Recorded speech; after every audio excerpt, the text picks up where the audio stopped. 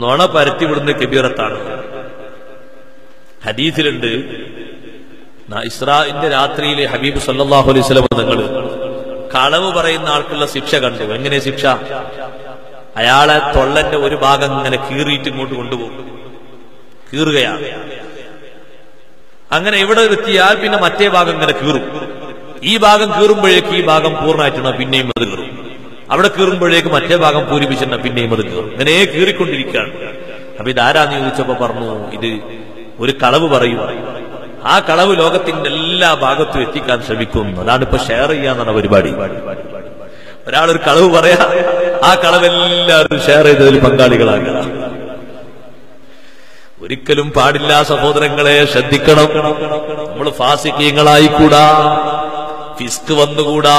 കളവ് വായിക്കരുത്, കളവ് മറ്റുള്ളവർക്ക് പ്രചരിപ്പിക്കരുത്, കളവ് എഴുതി പിടിപ്പിക്കരുത്. കളവ് എഴുതിയാൽ പ്രത്യേകം ശ്രദ്ധിക്കേണ്ടതുണ്ട്, സൂക്ഷിക്കേണ്ടതുണ്ട്. ആ കളവ് വായിച്ച് അംഗീകരിച്ച ഒരൊറ്റ ആള് മതി നമ്മുടെ ആഖിബത്ത് മോശമാകാൻ. കുറെ ആളൊന്നും വേണ്ട. അതുകൊണ്ട് അത്തരത്തിലുള്ള കള്ളം പറയുന്ന ഏർപ്പാട്, കള്ളം മീതുന്ന ഏർപ്പാടിൽ നിന്ന് നമ്മളെല്ലാവരും നമ്മുടെ ശരീരത്തെ മോചിപ്പിക്കേണ്ടതുണ്ട്. നഊദു ബില്ലാഹ്.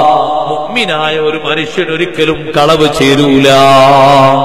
നബി സല്ലല്ലാഹു അലൈഹി വസല്ലം ഒരു ദിവസം ഒരാൾ ചോദിച്ചു, നബിയെ, ഹൽ യസിനിൽ മുഅ്മിൻ, മുഅ്മിനായ മനുഷ്യൻ വ്യഭിചരിക്കുമെന്ന് ചോദിച്ചു.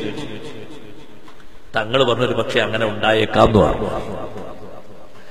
ഉണ്ടായേക്കാം എന്ന് പറഞ്ഞു. അല്ലാഹു തആല അവന് പുറത്തു കൊടുത്തേക്കുന്നു പറഞ്ഞു.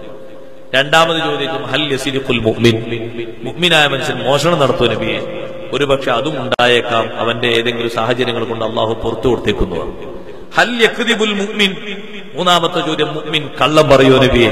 ലാ, ഒരിക്കലും കള്ളം പറയൂല. അത് ഈമാനോട് ചേരൂല. കളവ് ഒരു നിലക്കും ചേരൂല. കളവ് പറയാൻ പാടില്ല, കളവ് പ്രചരിപ്പിക്കാൻ പാടില്ല, കളവ് വായിക്കാൻ പാടില്ല, കളവ് എഴുതാൻ പാടില്ല. ഇതൊക്കെ ഫിസ്ക് വരാൻ പാടില്ല. ഈമാന്റെ സലാമത്തിന് വേണ്ടി നമ്മൾ സൂക്ഷിക്കണം. മൂന്നാമത്തെ കാര്യം